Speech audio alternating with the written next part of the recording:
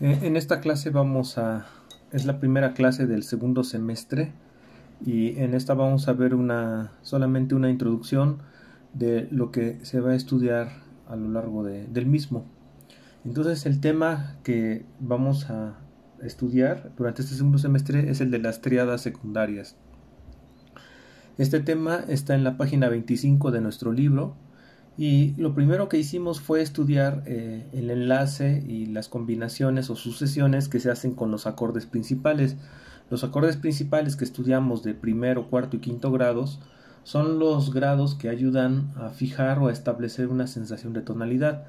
Pero los acordes principales, aunque tienen este soporte para la tonalidad o dan este soporte a la tonalidad, también requieren, para una mayor variedad y para que la paleta armónica se vea más enriquecida, requieren también de los grados secundarios. Y los grados secundarios o tríadas secundarias, ¿qué significan? Son acordes secundarios, o se les llama así, porque no aparecen con tanta frecuencia como los acordes principales. Es decir, más o menos en el periodo que va de la música de 1680 a 1860, en ese periodo aproximadamente, se comienza a observar que toda la armonía se organiza en torno a los tres acordes principales, el primero, cuarto y quinto, que todas las armonías están constantemente como girando sobre estas tres funciones básicas, y los acordes restantes se observa que van funcionando como acordes acompañantes o sustitutos de los acordes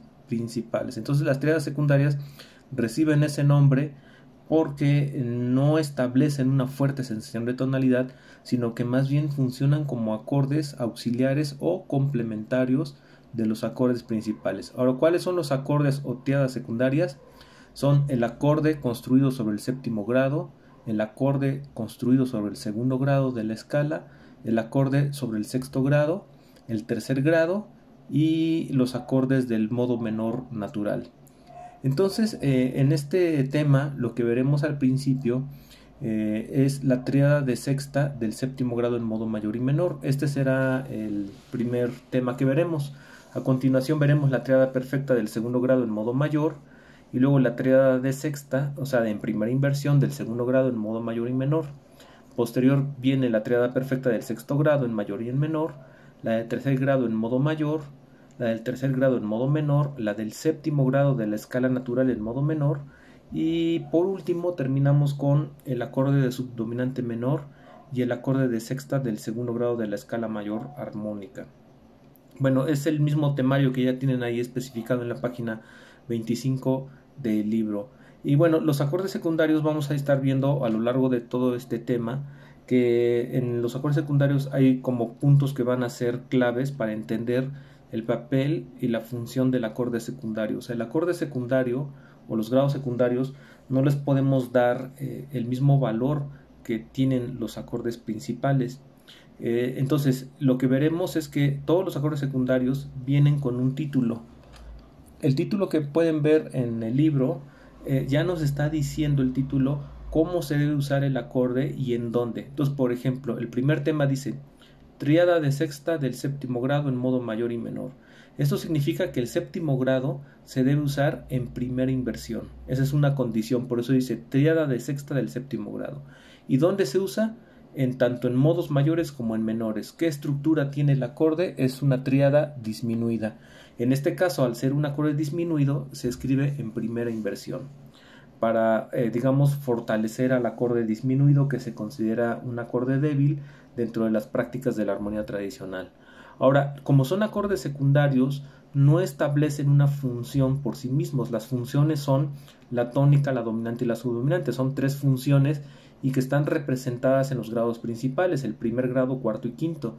En este caso, los acordes secundarios se van a usar en calidad de una función. Entonces, en este ejemplo, tomando el ejemplo del acorde de séptimo grado, aquí dice que se usa en calidad de armonía dominante.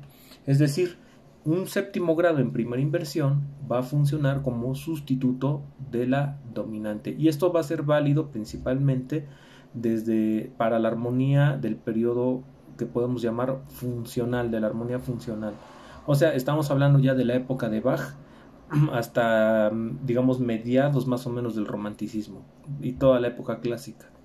Entonces, el acorde de séptimo grado sirve como un auxiliar o como un sustituto o acompañante de los quintos grados, o sea, se puede sustituir. Después veremos que nos especifica el texto, nos especifica el sentido, y este es un punto importante para poder ir entendiendo cómo se va a aplicar estos acordes. Y lo que nos dice aquí el libro, o lo que estaremos viendo durante estos temas, es que el sentido nos especifica de dónde puede venir el acorde y hacia dónde va a ir. Es decir, los acordes secundarios en cierta manera van a estar, digamos, como condicionados, y va a haber ciertas sucesiones que van a ser determinantes para un grado secundario. En el caso del séptimo grado, en primera inversión que sustituye a la dominante, una sucesión convencional es que venga del cuarto grado y resuelva en el primer grado. Por supuesto, hay más aplicaciones de los grados secundarios. No estamos diciendo que lo que dice aquí el texto es todo lo que ocurre en la práctica musical, pero esto establece como el punto de referencia más importante para entender cómo funciona ese grado.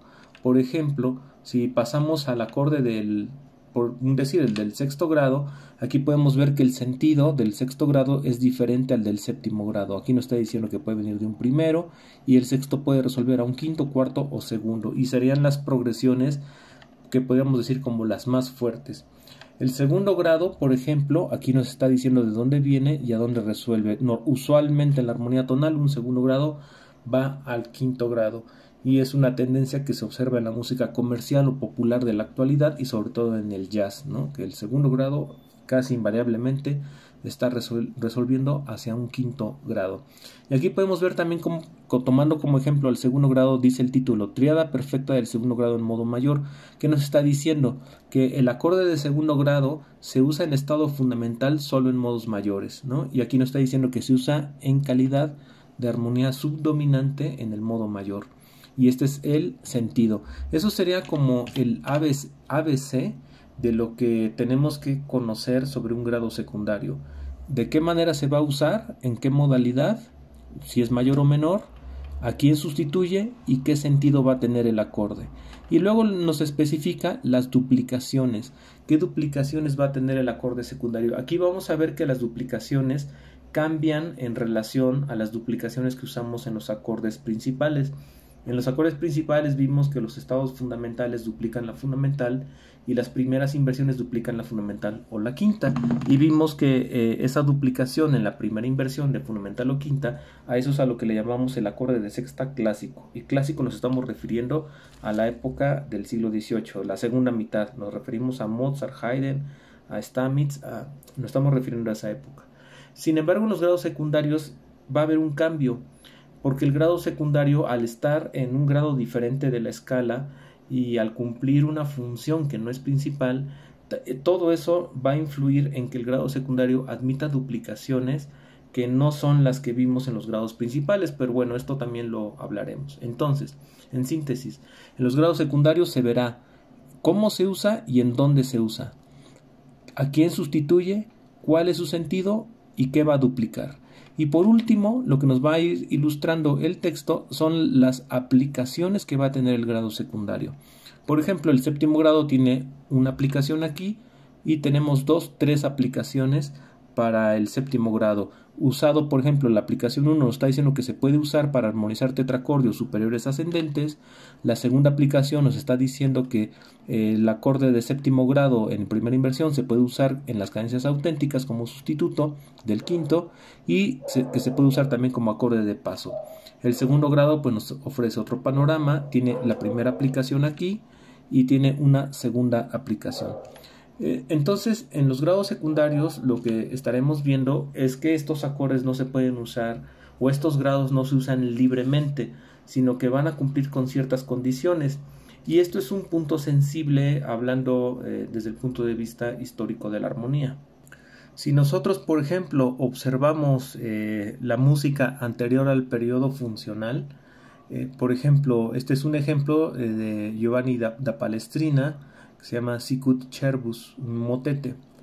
Y bueno, estos son compositores del siglo XVI, y el estilo armónico que aparece en este tipo de obras Es un estilo armónico que es antecesor a la armonía que estamos estudiando. Entonces, ¿cuál es una diferencia, digamos, sensible entre la armonía funcional y la armonía más antigua? Por ejemplo, en este caso del coral renacentista, que es previo al estilo que estamos estudiando o al sistema armónico que estamos viendo, que en este caso no hay una sensación de tonalidad tan firmemente establecida en estas obras. Quiere decir que los grados principales en estas piezas todavía no operan de una manera tan evidente o tan marcada, tan acentuada, y es posible en Palestrina y en estos compositores es posible que los grados secundarios funcionen de una manera como libre, como abierta, y eso genera un efecto que podemos llamar el efecto modal eclesiástico, o sea que está en cierta medida como dirigido por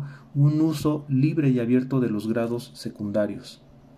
En cambio, si tomamos un ejemplo posterior al ejemplo de Palestrina, en este caso un ejemplo del padre Martini, aquí tenemos también un coral, pero la diferencia con el ejemplo de Palestrina es que esto ya pertenece a la época de la armonía funcional, y a diferencia del ejemplo de Palestrina, aquí la música ya se empieza a organizar en torno a esta diferencia entre grados principales y grados secundarios.